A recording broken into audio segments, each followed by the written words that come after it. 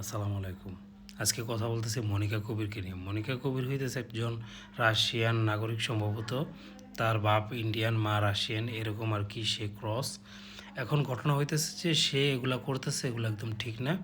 মানে ওই যে যেই লোকটার সাথে আচরণটা করছে, গায়ে ধাক্কা লাগার কারণে, তারপর আপনার ওই যে আপনার গুলশানের ভিতরে গিয়ে যেই চাচার সাথে, রোজা রমজানের মাস, মানে সে এগুলা করে আর কি।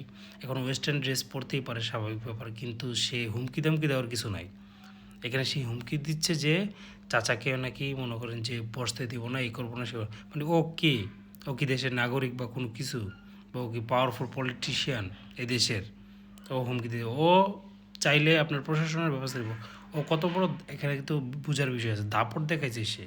ঠিক আছে, আমরা এটা মানে আর কি কোনোভাবে আপনারা নজরান্দাজ করবেন না, কারণ এটা দেশের জন্য অপমানজনক।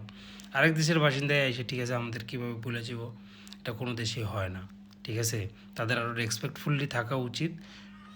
কোনো সমস্যা হলে প্রশাসন আছে, তারা সেইভাবে ব্যবস্থা নেব। ঠিক আছে, তারা আমাদের দেশে এসে এগুলো করতে পারে না, এটা কোনো রাইটস তাদের নাই।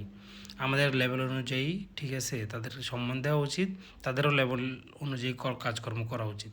কিন্তু আমরা এই যে ব্র্যান্ডিং, এই সেই আবিজাবি দিয়ে ওরা একটা সেলিব্রিটি বানায়, পুরা মাখো মাখো অবস্থা, এগুলো আমগো স্বভাবের সমস্যা আছে, এগুলো এত বেশি করণ যাইব না। ঠিক আছে, এখন বলা ছাড়া তো আর আমাদের কিছু করার নাই গা। পাবলিক তো মনে করেন যে যা খুশি তা মনে করেন যে একটা মানে পাইলেই হইছে, মানে উঠায় দেয় আর কি। মানে আমাদের দেশে আর কোনো মডেল নাই, কিছু নাই। ধর্মীয় এগুলো বলতে গেলেও মনে করেন যে হেডেক।